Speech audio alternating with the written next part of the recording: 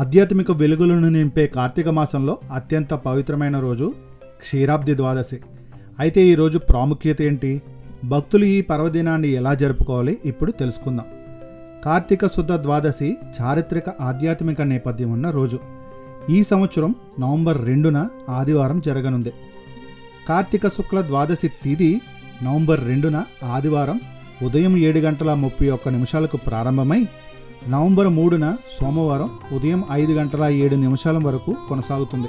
క్షీరాబ్ది ద్వాదశి అని పిలువబడే ఈ రోజునే కృతాయుగంలో దేవతలు రాక్షసులు కలిసి అమృతం కోసం క్షీరసాగరాన్ని మదనం చేశారు.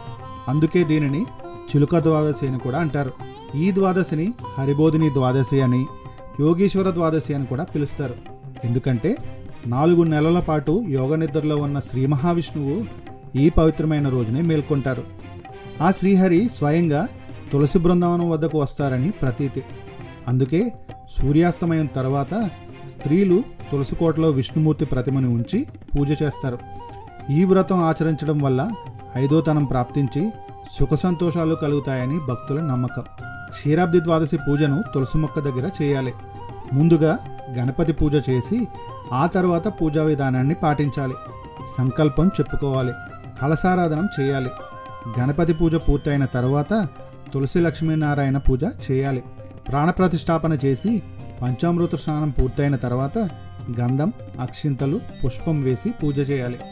ఆ తర్వాత అదాంగ పూజ చేసి శ్రీకృష్ణ అష్టోత్తరాన్ని చదువుకోవాలి.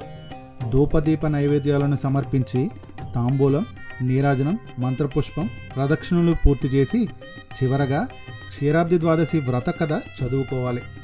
లక్ష్మీ సహితుడైన విష్ణువు తులసిని భక్తితో సర్వోపచారములతో పూజించాలి. నైవేద్యంగా కొబ్బరి, బెల్లం, ఖర్జూరం, అరటిపండ్లు, చెరుకు ముక్కలను సమర్పించాలి. ఆవు నీతితో దీపారాధన చేస్తే మంచిది. లేదంటే నువ్వుల నూనె, ఆవ నూనె ఇలా మీకు నచ్చిన వాటితో దీపారాధన కూడా చేయొచ్చు. ఇక క్షీరాబ్ది ద్వాదశి రోజున చేసే దాన ధర్మాలకు పుణ్యం అనంతం. పురాణాల ప్రకారం సూర్యగ్రహణ సమయంలో గంగా తీరాన 1,000 మంది బ్రాహ్మణులకు అన్నదానం చేసినంత పుణ్యం ఈ ద్వాదశి నాడు ఒక్క బ్రాహ్మణునికి అన్నదానం చేస్తే లభిస్తుంది. అంతేకాదు పాలిచ్చే ఆవును దూడతో సహా దానం చేస్తే స్వర్గంలో స్థానం లభిస్తుందని నమ్మకం. వస్త్రదానం, సాలగ్రామం, బంగారు తులసి వృక్షదానం చేస్తే చతుస్సాగర పర్యంతమైన భూమండలాన్ని దానం చేసినంత పుణ్యం దక్కుతుంది.